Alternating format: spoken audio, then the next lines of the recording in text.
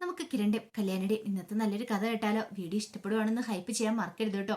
അങ്ങനെ കിരണിനോട് കല്യാണി പറഞ്ഞു, കിരണേട്ടാ, എന്നോട് സരിയു പറഞ്ഞ എന്താണെന്നറിയാവോ? ഇപ്പോഴത്തെ താരാന്റിയുടെ മനസ്സിന്റെ വിഷമം രാഹുലങ്കൾ മരിച്ചുകൊണ്ടാന്ന്. അങ്ങേര് മരിച്ചുകൊണ്ട് മാത്രമാന്ന് ഒരു പക്ഷേങ്കില് ആ ഒരു സങ്കടമായിരിക്കും ആന്റിയുടെ മനസ്സിലുള്ളതെന്നൊക്കെയാ സരിയു പറയണേ. അത് കേട്ടുകഴിഞ്ഞപ്പോ കിരൺ പറഞ്ഞു, ബഗാസുരം മരിച്ചു കഴിഞ്ഞ ഉടനെ എന്ന് വെച്ചിട്ടുണ്ടെങ്കിൽ താരാന്റിക്ക് വിഷമം കയറുമല്ലേ? ഞാനത് വിശ്വസിക്കുന്നില്ല എന്ന് പറഞ്ഞു. അത് കേട്ടപ്പോ കല്യാണി പറഞ്ഞു, എനിക്കും അത്രയ്ക്ക് അങ്ങോട്ട് വിശ്വസിക്കാൻ പറ്റിയിട്ടൊന്നുമില്ല. ആന്റിയുടെ മനസ്സിൽ എന്താണെന്നറിയണം. ഞാൻ അവിടെ പോകാൻ തീരുമാനിച്ചു. പോയി കാര്യങ്ങളൊക്കെ അറിഞ്ഞിട്ട് വരണം. ചിലപ്പം താരാന്റി തനിച്ചുള്ള സമയത്താണെങ്കിൽ സത്യങ്ങളൊക്കെ പുറത്ത് പറയുമായിരിക്കും എന്ന് പറഞ്ഞു. അത് ശരിയാ. പിന്നെ ഒരു കാര്യമുണ്ട് കല്യാണി, ആണുങ്ങൾ വെറുക്കുന്നതല്ല പെണ്ണുങ്ങൾ ഒരാൾ വെറുത്തിട്ടുണ്ടെങ്കിൽ ശരിക്കും വെറുത്തത് തന്നെയാ. ഈ പറയുന്ന രാഹുൽ എന്ന് പറയുന്ന എൻ്റെ അങ്കിള് അങ്ങേരെന്താ ചെയ്ത് താരാന്റിയോട്? അവരുടെ ജീവിതം തന്നെ തകർത്തെറിഞ്ഞില്ലേ? അത് മാത്രമാണോ എൻ്റെ അമ്മയുടെ അച്ഛൻ്റെയും ജീവിതം എത്രയോ വർഷങ്ങളായിട്ട്? അപ്പൊ ആ ഒരു ദേഷ്യമൊക്കെ താരാന്റിക്ക് ഉണ്ടായിരുന്നു. പിന്നെ താരാന്റി അയാൾ മരിച്ചു കഴിഞ്ഞിട്ട് സങ്കടപ്പെടുമെന്ന് തോന്നുന്നുണ്ടോ? ഈ പറയുന്ന സ്വന്തം മോളായ സരുവിന് പോലും ബകാസുരൻ മരിച്ചു കഴിഞ്ഞപ്പോൾ സങ്കടം ഉണ്ടായിരുന്നില്ലല്ലോ. പിന്നെയാണോ താരാന്റിക്ക്? എനിക്ക് അത്രയ്ക്ക് വിശ്വസിക്കാൻ പറ്റിയിട്ടില്ല എന്ന് പറഞ്ഞു. കല്യാണി പറഞ്ഞു, ഒരു കാര്യം ചെയ്യാം, ഞാനവിടെ പോയി അന്വേഷിക്കാം. ഞാൻ ചോദിക്കട്ടെ താരാന്റിയോട് എന്താ ഏതാ കാര്യം എന്നൊക്കെ. അപ്പൊ താരാന്റി സത്യങ്ങളൊക്കെ പറയായിരിക്കും. എന്താണെങ്കിലും പോവാതിരിക്കാൻ പറ്റില്ല കിരണേട്ടാ, പോയി അന്വേഷിച്ചിട്ട് വരാമെന്ന് പറഞ്ഞുകൊണ്ട് കല്യാണി അങ്ങോട്ടേക്ക് പോയി. ഇതേ സമയത്ത് സരിയു താരയുടെ അടുത്തേക്ക് വന്നു. താരയുടെ അടുത്ത് എന്നിട്ട് പറഞ്ഞു, അതെ, ഞാൻ പറയുന്ന പോലെ നിങ്ങൾ അനുസരിക്കുമെന്ന് ചോദിച്ചു. താര ചോദിച്ചു, എന്താ മോളെന്ന് ചോദിച്ചു. അതെ, അവളിങ്ങോട്ടേക്ക് ഒരു കല്യാണി നിങ്ങളുടെ മനസ്സിലിരിപ്പ് എന്താണെന്ന് അറിയാൻ വേണ്ടി വരുന്ന. അങ്ങനെ വന്ന് കഴിയുമ്പോൾ നിങ്ങളൊരു കാര്യം ചെയ്യണം, അവൾക്ക് കുടിക്കാൻ ജ്യൂസ് കൊടുക്കണം. ആ ജ്യൂസിനകത്ത് ഞാനൊരു പൊടി തരും, അത് കലക്കി കൊടുക്കണം. അവൾ അതോടുകൂടി തീരണം എന്ന് പറഞ്ഞു. താരം ഞെട്ടി ഇത് കേട്ട് കഴിഞ്ഞപ്പോഴത്തേനും, എന്താ നിങ്ങൾ അത് ചെയ്യില്ലേന്ന് ചോദിച്ചു. പിന്നെ പോലീസിനോ അല്ലെങ്കിൽ കിരണിനോ ഒക്കെ സംശയം ഉണ്ടാകാത്ത രീതി വേണം. അതിന് വേണ്ടിയിട്ട് നിങ്ങളൊരു കത്തും കൂടെ എഴുതി വെക്കണം. നിങ്ങൾക്ക് സംസാരിക്കാനല്ലേ പറ്റത്തില്ലാത്തുള്ളൂ, എഴുതാൻ പറ്റൂല്ലോ. അതുകൊണ്ട് നിങ്ങളൊരു കത്തെഴുതി വെക്കണം. സരുവിനെയും കിരണിനെയും കൂടെ ഒന്നിപ്പിക്കാൻ വേണ്ടിയിട്ടാ ഞാൻ ഇങ്ങനെയൊക്കെ ചെയ്തതെന്നും പറഞ്ഞുകൊണ്ട്, പിന്നെ നിങ്ങൾ ജയിലിലായി കഴിഞ്ഞാലും നിങ്ങളെ അധികം വൈകാതെ ഞാൻ പുറത്ത് എത്തിച്ചോളാം. ആ കാര്യം ഓർത്ത് പേടിക്കണ്ട. നിങ്ങളത് ചെയ്യില്ലേന്ന് ചോദിച്ചു. ധാര ആകപ്പാടെ വല്ലാത്തൊരു ടെൻഷനില് ഒരു ചുരുളിപ്പെട്ടൊരു അവസ്ഥയായിപ്പോയി. എന്ത് ചെയ്യണമെന്നറിയില്ല. എന്താ അപ്പൊ നിങ്ങൾക്ക് എന്നോട് സ്നേഹമില്ലേ? നിങ്ങള് എൻ്റെ അമ്മയല്ലേ? നിങ്ങൾക്ക് എന്നെക്കാളും ഇഷ്ടം അവളെയാണല്ലേ, ആ കല്യാണിയെ. ആ കല്യാണി മരിക്കുന്ന നിങ്ങൾക്ക് സഹിക്കാൻ പറ്റില്ല. സ്വന്തം മോളുടെ ജീവിതം പോയാലും ശരി. അതെ, എൻ്റെ വളർത്തമ്മ എനിക്ക് വേണ്ടിയിട്ടാ ഇപ്പൊ കുത്തേറ്റ ആസ്ത്രി കിടക്കുന്നത്. പക്ഷെ നിങ്ങൾ അങ്ങനെയല്ല.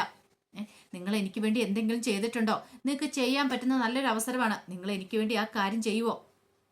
അത് കേട്ടപ്പോൾ താര ഇങ്ങനെ ദയനീയമായിട്ട് നോക്കുവാണ് സരുവിനെ. പറ, നിങ്ങളെ കൊണ്ട് പറ്റുമോ ഇല്ലയോ? ഇല്ലെങ്കിൽ ഒരിക്കലും പിന്നെ നിങ്ങളെ ഞാൻ അമ്മയായിട്ട് കാണത്തില്ല. എനിക്ക് വേണ്ടി ഇത്രയും കാര്യങ്ങളും ചെയ്തു തരണമെന്ന് പറഞ്ഞു.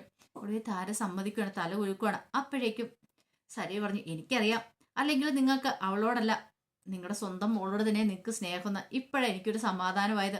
അതും പറഞ്ഞിട്ട് സരിയും അങ്ങോട്ടേക്ക് പോയി. പക്ഷേ താരയുടെ നെഞ്ചി പിടയ്ക്കുമായിരുന്നു ആ സമയത്തും. ആ സമയത്ത് വിക്രത്തിന്റെ രണ്ട് ഫ്രണ്ട്സ് നേരെ പൈസന്റെ അടുത്തേക്ക് എല്ലുവാണ്.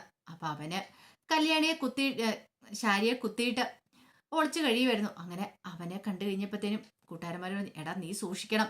ആ കിരൺ എന്ന് പറയുന്നവനും മറ്റു രണ്ടുപന്മാരും ഞങ്ങളെ തേടി വന്നിട്ടുണ്ടായിരുന്നു. നീ എവിടെയെന്നൊക്കെ ചോദിച്ചിട്ട് ഞങ്ങളെ കുറെ എടുത്തിട്ട് ഇടിച്ചെന്ന് പറഞ്ഞു.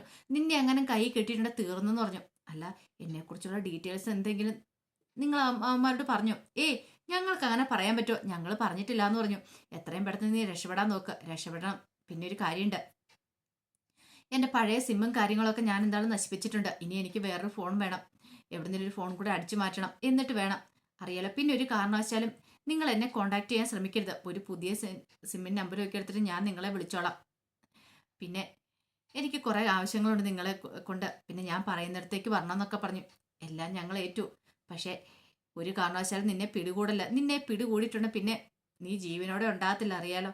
അതൊക്കെ ഞാൻ ഏറ്റടാന്ന് പറഞ്ഞു. അങ്ങനെ പൈസന് വേണ്ട സപ്പോർട്ട് അവന്മാർ കൊടുക്കുവാണ്. ആ സമയം കല്യാണി താരയുടെ അടുത്തേക്ക് വന്നു.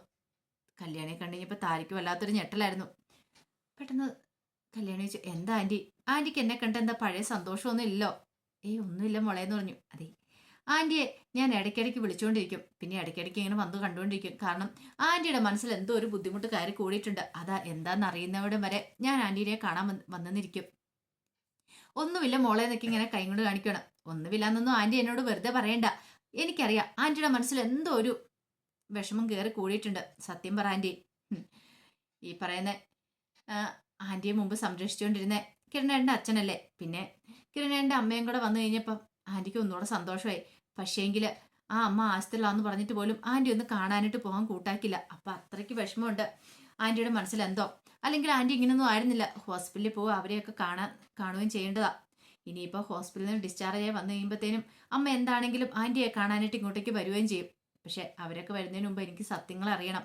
ആൻറ്റിയുടെ മനസ്സിൽ എന്താ ഉള്ളത്? അപ്പോഴേക്കും താര പറഞ്ഞു, മോൾക്ക് കുടിക്കാൻ ഞാൻ എന്തെങ്കിലും എടുക്കാം, അതൊക്കെ ആൻറ്റി എടുത്തോ. പക്ഷെ ആൻറ്റിയുടെ മനസ്സിൽ എന്താ കാര്യമുള്ളതെന്ന് അറിഞ്ഞിട്ടോ ഇന്ന് ഞാൻ പോകത്തുള്ളൂ. ആൻറ്റിയുടെ മനസ്സിലെ വിഷമം എനിക്ക് അറിയണമെന്ന് പറഞ്ഞു. ഒന്നുമില്ലാന്ന് പറഞ്ഞു. സത്യം പറ, ഇനിയിപ്പം ആ രാഹുൽ അങ്കിളിനെ കുറിച്ച് ഓർത്തിട്ടാണ് വിഷമം. പക്ഷെ എനിക്കത് അങ്ങോട്ട് വിശ്വസിക്കാൻ പറ്റുന്നില്ല. ആൻറ്റിക്ക് അയാളോട് ദേഷ്യമായിരുന്നല്ലോ. ആൻറ്റി അയാൾ മരിച്ചതിൻ്റെ പേരിൽ സങ്കടപ്പെടുമെന്ന് എനിക്ക് തോന്നുന്നില്ല. അങ്ങനെയൊന്നും ഇല്ലയെന്ന് താര പറയാം. അതാ, പക്ഷെ വേറെ എന്തോ ഒരു കാര്യമുണ്ട്, സാരമില്ല.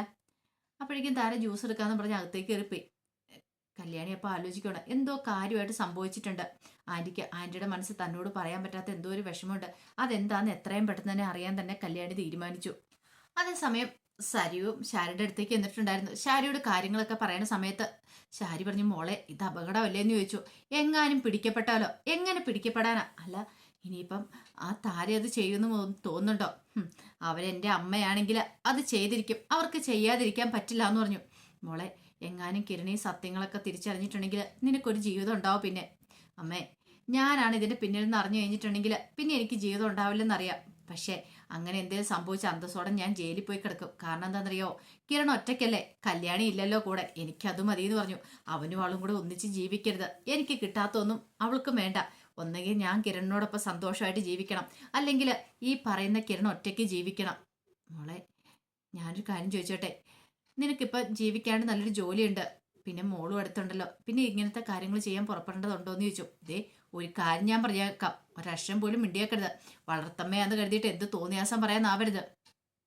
നിങ്ങളോട് ഞാനിപ്പോൾ ഇത്തിരി സ്നേഹം കാണിക്കുന്നുണ്ടെങ്കിൽ നിങ്ങൾ എൻ്റെ കൂടെ നിൽക്കുന്നോണ്ടാ, അല്ലെങ്കിലുണ്ടല്ലോ നിങ്ങളെ പോലും ഞാൻ വെറുക്കൂന്ന് പറഞ്ഞു. ശാരിക്ക് എന്ത് മറുപടി പറയാനെന്ന് അറിയില്ലായിരുന്നു. അപ്പോഴേക്ക് ശാരി പറഞ്ഞു, മോളെ ഇത് പ്രശ്നവും ചിലപ്പോൾ പോലീസ് കേസും മറ്റുമൊക്കെ ആയിട്ടുണ്ടെങ്കിൽ ഞാൻ ജയിലിൽ പോയി കിടക്കേണ്ട വരും. വന്നോട്ടെ, എനിക്ക് പ്രശ്നമില്ല. പിന്നെ ഈ പറയുന്ന എൻ്റെ അമ്മയുണ്ടല്ലോ, പെറ്റമ്മ, അവരെ പോലീസ് പിടിച്ചോണ്ട് പോവുകയാണെങ്കിൽ ആ പോലീസുകാർക്ക് തന്നെ തോന്നും അവരുടെ ചിലപ്പോൾ മനോനിലയൊക്കെ തകർന്നിട്ടുണ്ടായിരിക്കുമെന്ന്. അവർക്ക് ചിലപ്പോൾ ഷോക്കൊക്കെ കൊടുക്കുമെന്ന് പറഞ്ഞു. കുറച്ച് ദിവസങ്ങളായിട്ട് അവർ വല്ലാത്തൊരു മാനസിക സമ്മർദ്ദത്തിലായിരുന്നു ഞാൻ പറയുകയും ചെയ്യും. എന്നെയും കിരണിനെയും ഒന്നിപ്പിക്കുകയാണെന്നു അവരുടെ ലക്ഷ്യം. അതിനു വേണ്ടിയിട്ടാണ് അവർ ഇത്രയും കാലം കാത്തിരുന്നതെന്നൊക്കെ പോലീസുകാർക്കൊക്കെ മനസ്സിലാവും. അപ്പം പിന്നെ ആ ഒരു പ്രശ്നം അങ്ങോട്ട് പരിഹരിക്കുമെന്ന് പറഞ്ഞു. ശാരി പറഞ്ഞു, ഇത് ഇത്ര നിസ്സാരമായിട്ട് തള്ളിക്കളയരുത് നീ, നിനക്കറിയില്ലാത്തോണ്ടാ. കിരണിന്റെ സ്വഭാവം അറിയാലോ, അവൻ വെറുതെ ഇരിക്കും തോന്നുന്നുണ്ടോ? അല്ലെങ്കിൽ തന്നെ വീട്ടിൽ വെച്ച് ഒരു കൊലപാതക ശ്രമം ഉണ്ടായിട്ടുണ്ടായിരുന്നു. ആ സമയത്താണ് എനിക്ക് കുത്തേറ്റത്. അതെങ്ങനെയാ ഏത് വഴിയാ വന്നേന്നൊക്കെ കിരണൊക്കെ അന്വേഷിച്ച് കണ്ടെത്തും. ഒടുവിൽ നിന്നിലേക്ക് എത്തിക്കഴിഞ്ഞിട്ടുണ്ടെങ്കിൽ നീ പിന്നെ ഭൂമി ജീവനോടെ കാണുമെന്ന് പോലും അറിയത്തില്ല. കിരണിന്റെ വൈരാഗ്യത്തെക്കുറിച്ചും വാശിയെക്കുറിച്ചൊക്കെ നിനക്ക് അറിയാലോ എന്ന് പറഞ്ഞു. അത് കേട്ടപ്പോൾ സരി പറഞ്ഞു, ആ കാര്യമൊന്നും ഓർത്തിട്ട് എനിക്കൊരു പേടിയില്ലമ്മേ. അമ്മ ധൈര്യമായിട്ടിരിക്കുക. ഞാൻ രണ്ടും കൽപ്പിച്ച് ഇറങ്ങി തിരിച്ചിരിക്കുന്നത്. ഭയങ്കര ആത്മവിശ്വാസം വരുന്ന സരുവിന്. ആ സമയം ജ്യൂസൊക്കെ എടുത്തുകൊണ്ട് താര കൊണ്ടുവന്ന് കല്യാണിക്ക് കൊടുത്തു. കുടിക്കും മോളേന്ന് പറഞ്ഞു. കല്യാണി പറഞ്ഞു, എന്താ ആൻറ്റി? ആൻറ്റിയുടെ മുഖത്ത് നല്ല ടെൻഷൻ ഉണ്ടല്ലോ, എന്തോ കാര്യമായിട്ട് സംഭവിച്ചിട്ടുണ്ട്.